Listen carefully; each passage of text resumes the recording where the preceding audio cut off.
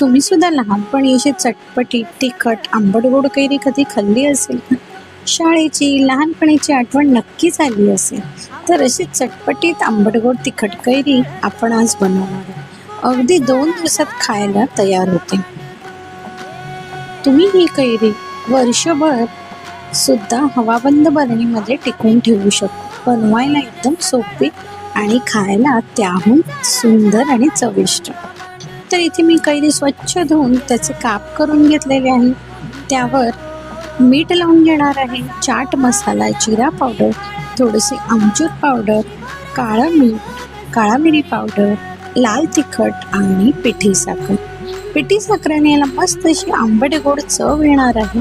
हे सर्व मिश्रण आपण व्यवस्थित कैरीला लावून घ्यायचं आहे.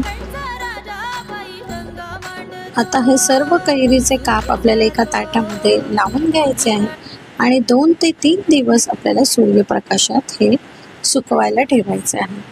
व्यवस्थित सुकले की तुम्ही हवाबंद बरणीमध्येही वर्षभर टिकवू शकता. तुम्ही सुद्धा अशी शाळेत चटपटीत कैरी खाल्ली आहे का? किंवा गावाला तर तुमची काही गोड आठवण असेल तर मला कमेंट बॉक्समध्ये नक्की सांगा. आणि अशी चटपटीत आंबट गोड तिखट कैरी नक्की बनवून पहा. रेसिपी आवडली तर जरूर लाईक शेअर करा. पुन्हा भेटू अशाच नवीन रेसिपी सहित.